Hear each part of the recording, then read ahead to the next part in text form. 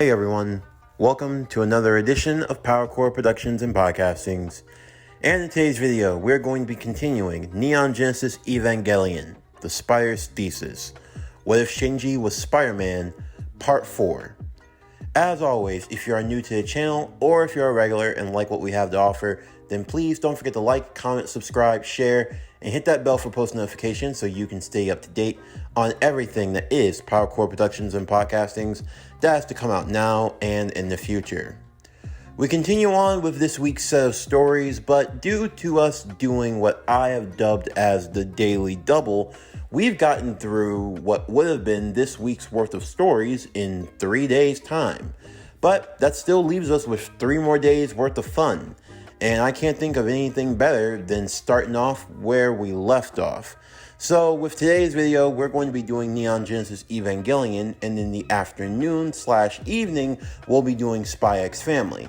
Kind of doing the inverse of what we did during the first 3 days. The videos that went on second are going to be first, and the videos that went first are going to be second. So that's going to be the overall flow and tone of things as we move on in today, tomorrow, and then into Saturday.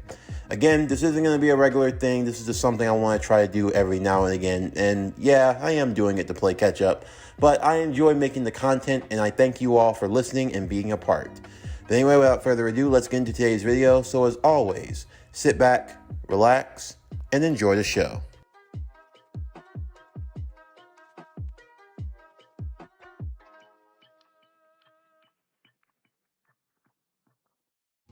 Shinji looked outside the window of the helicopter that flew over the seas.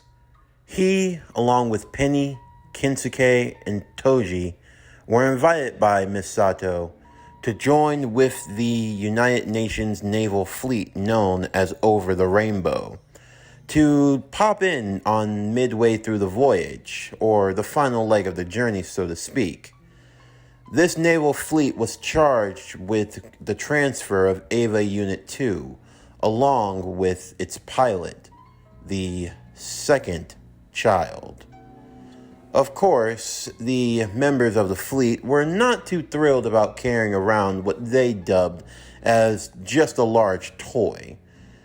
There were still many in the world that couldn't reconcile the idea of the Evangelion being mankind's only hope for survival. And even more so, the idea that mankind's only hope was piloted by children. Safe to say, Eva pilots, despite the numbers of responsibilities that they carried on their shoulders, they also had to deal with a high level of scrutiny. Of course, Kinsuke and Toji, they were just happy to tag along, as Kinsuke especially always had a thing for naval battle fleets and for high-grade machinery and weapons, any sort of military-grade stuff that he could actually get to see for himself, and he thanked Penny profusely, who was happy to help out a friend, and she loved seeing that smile on his dork-like face. Sure, to many, Kinsuke was nothing more but a wartime nerd, but she found it cute and endearing.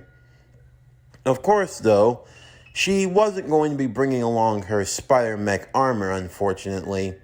It was a rather cumbersome thing to pack up whenever she had to travel, and since they were just going by helicopter, and also given the fact that they were going to be having 2 Eva pilots there who already had the capabilities of using their own spire powers without the need of a mech suit, it was deemed that she wouldn't necessarily need it for this leg of the trip. Even though Penny kind of felt defenseless without it, she could make do. And besides, she'd get a chance to meet with Soryu once again.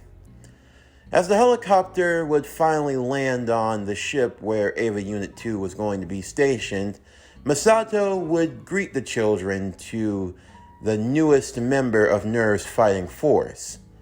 A young girl with long flowing red hair tied in twin tails would make herself known, her yellow skirt flowing in the breeze, and Toji having, some could say, the fortune or misfortune of getting a peek of what was underneath, and catching a subsequent slap to the face. Although, in the young girl's mind, he got off easy. That was just the charge for the looking fee. Although Toji wanted to respond with a flash of his own, which earned him a few more signature slaps. The girl introduced herself as Asuka Langley Soryu.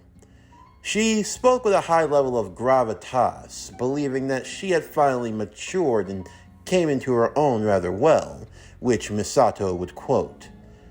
It didn't take long for Asuka's eyes to fall onto one person in particular, Penny Parker. Penny, it's been so long! I see you're not going around in that wannabe Ava suit of yours. Tell me, did your Evangelion finally arrive?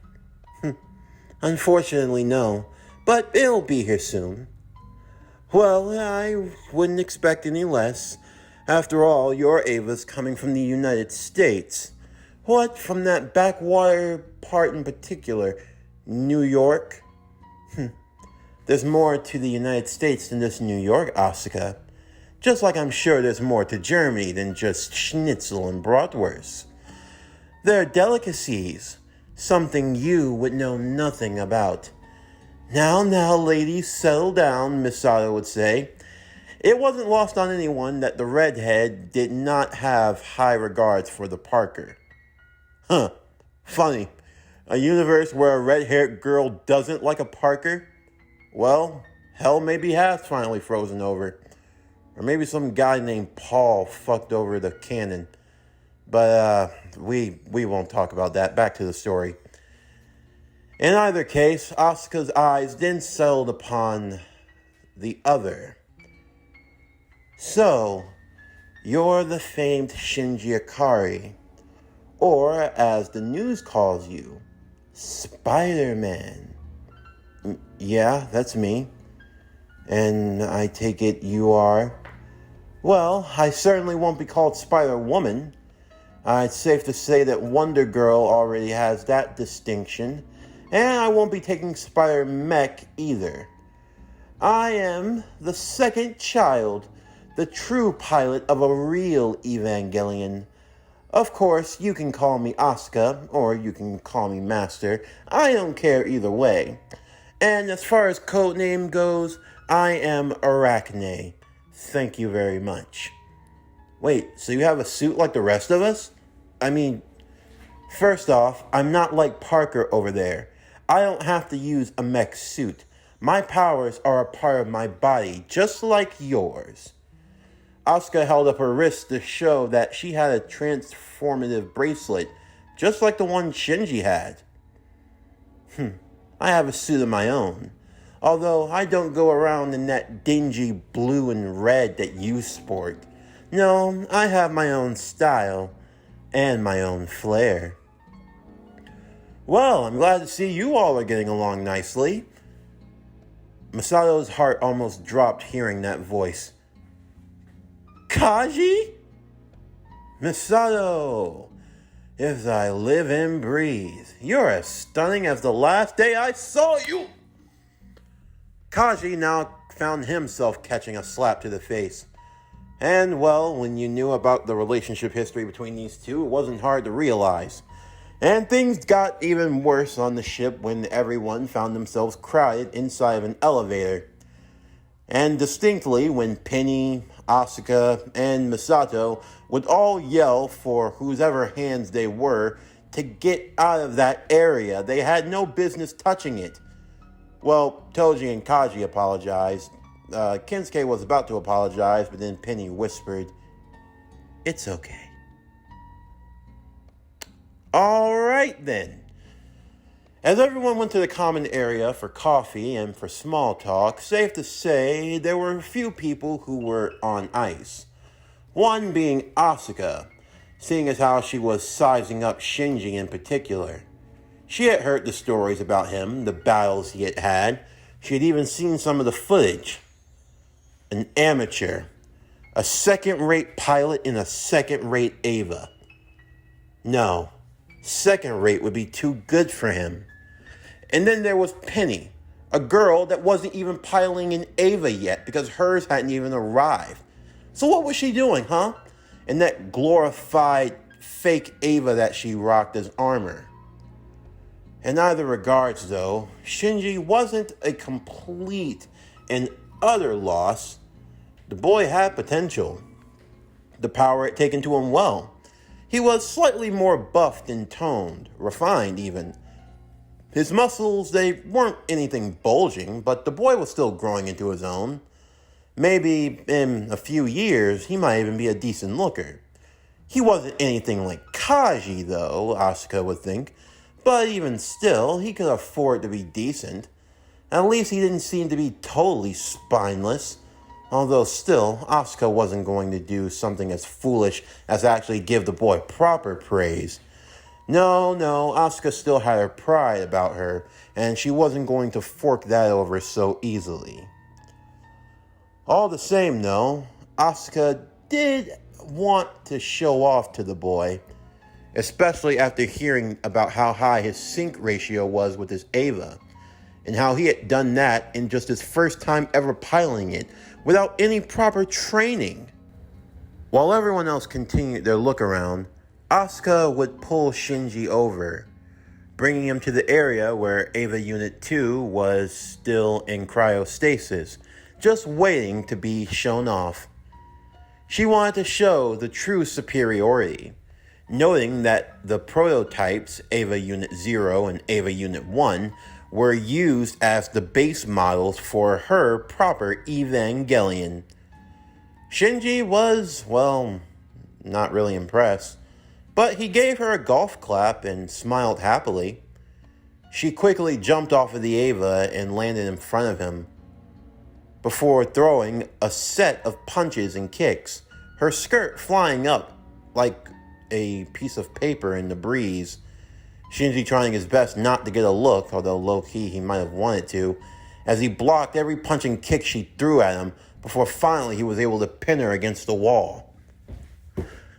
Are you out of your mind? What are you doing trying to pick a fight with me? Ooh! Shinji then found himself having his legs kicked from under him as Asuka landed on top.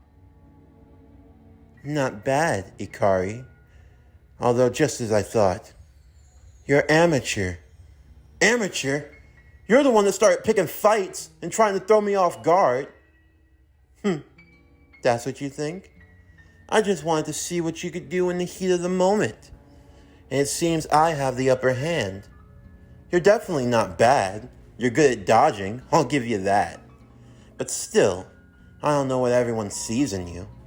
In the end, it's no mistaking who's the best. And it's clearly me. Is that really what you care about?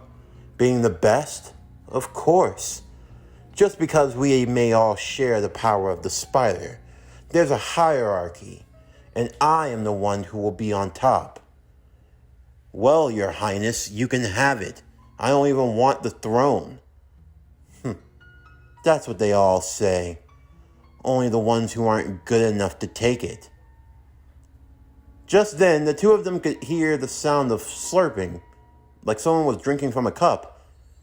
Asuka looked up embarrassingly as she realized she was almost straddling the boy, and they both realized they were being watched by Penny. Hey guys, so are you two done flirting yet? We're not flirting, they both yelled. Oh, good, because we got a problem. They all ran up deck with everyone else to see what was happening. On one of the ships nearby, explosions were starting to occur. They feared the worst. An angel? But how could it have even attacked? Shinji started to tremble a bit. An angel emergence, he thought. Some poor soul was being taken over by an angel.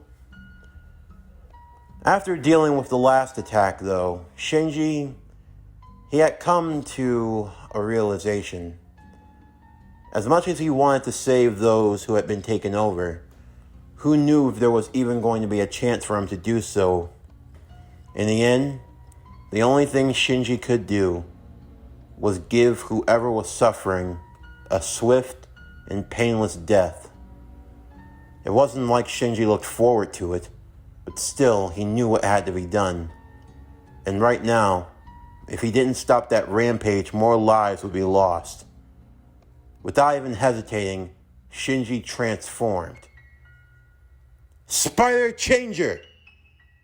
Immediately, his outfit would change to his signature red and blue, as he donned his mask and jumped on the side of the ship, ready to jump from ship to get to where the attacks were occurring, as Asuka looked to him. What the heck is he doing? You don't even know what's going on over there. That doesn't matter. If I don't get there soon, more lives are going to be lost. Misato, I'm going. Understood. Of all the... Well, I'm not going to be outstaged by him. Spider Changer!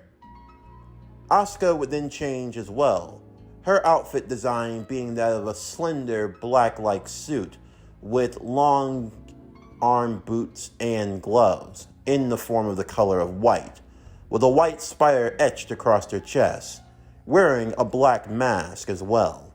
Although, unlike the others, her hair was not restricted, but rather continued to flow in the breeze, as she quickly followed behind Shinji, the two spider individuals arriving on the boat where the attack was occurring, as a monstrous shark-like man had emerged.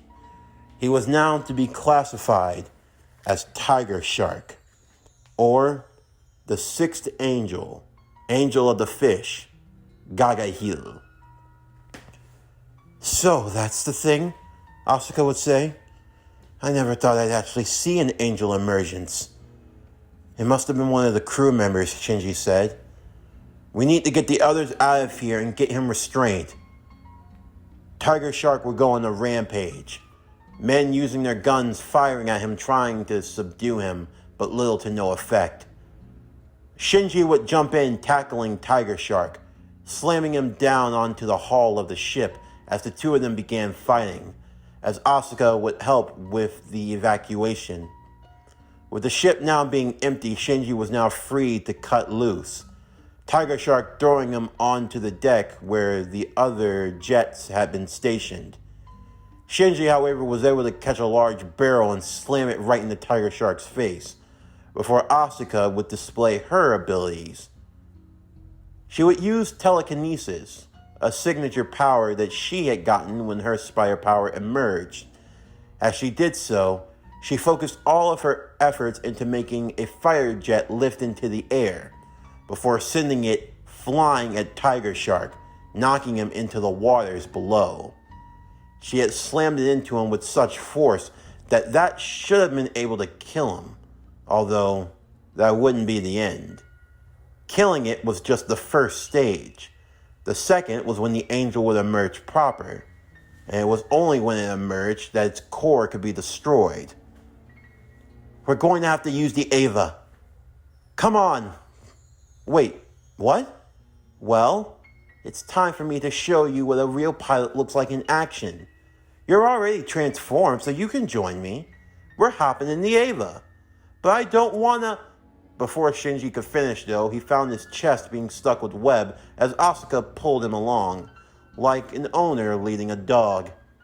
The two of them would make their way back to the ship where Eva Unit 2 was stationed as they would go inside, Asuka getting into the cockpit while Shinji stood beside her. In the meantime, Misato and the others watched on as Eva Unit 2 would be activated, attaching itself to the power cord that was connected to the ship, giving itself 5 minutes of sustainable energy, although that cord can only go so far into the waters, as Eva Unit 2 followed behind, dealing with the full-bodied shark-like angel as it swam in the waters. The two of them had no choice but to fight and work together, to not be caught in the jaws of the beast. Safe to say, destroying it would be easier said than done, although they would get some help from some unlikeliest of sources. Whenever they managed to surface back onto above the waters, there were a fighter jet that was crashing in, shooting at the angel with everything it had. But who was piloting the damn thing? Masayo thought it was Kaji. Maybe he was actually dependable after all. Well, if she thought that, she would be sorely mistaken.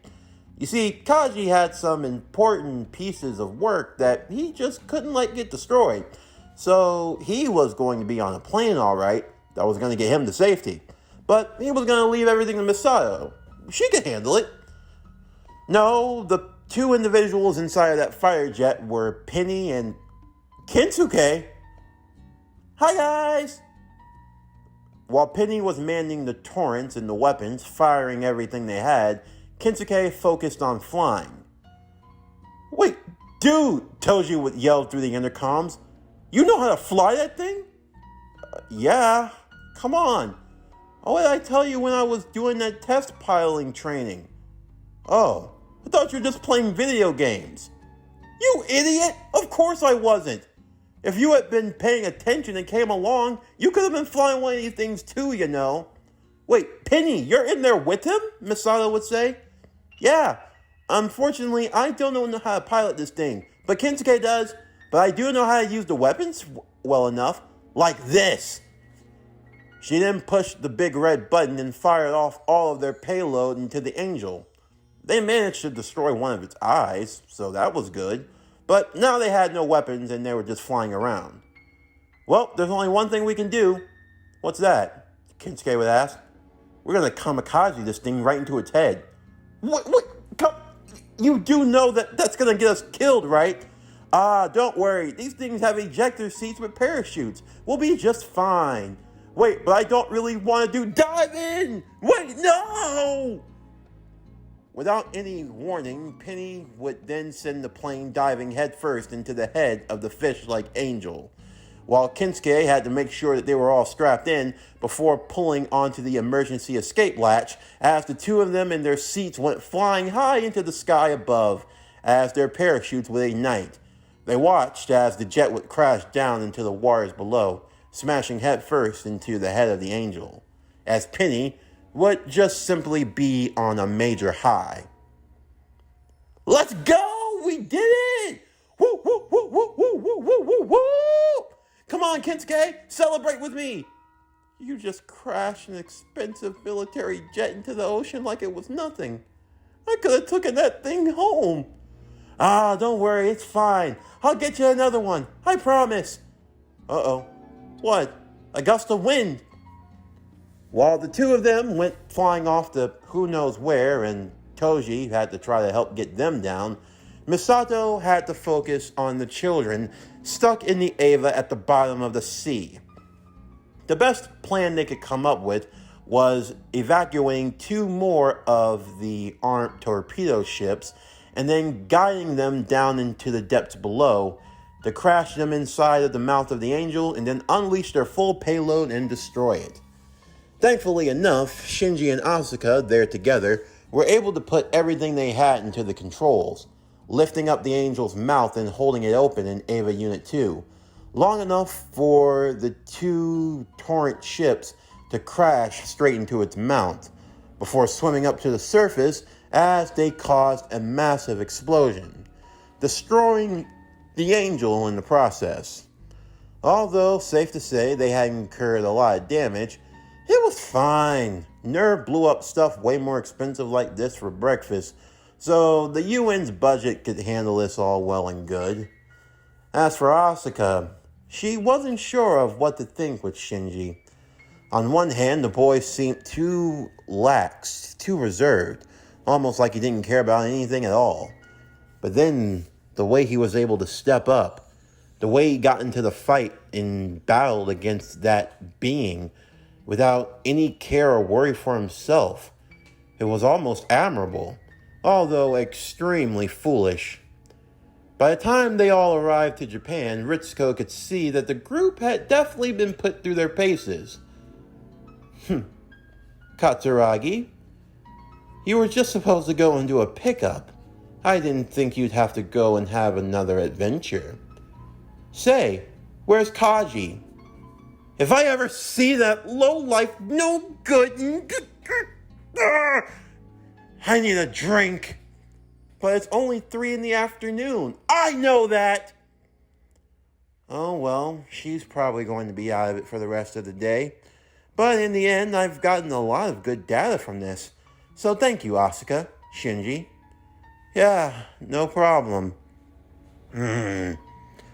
Listen up, third child. That was a one-time thing and will never happen again. Do you understand me? As of today, you and I are rivals. Rivals. I am going to be better than you. I am going to beat you. I am going to be the best danged pilot that Ava has ever seen. Okay? I want you to do that. It'll make my job a lot easier, to be honest with you. I mean, you and I, we can go on patrol together and we can... Patrol? What?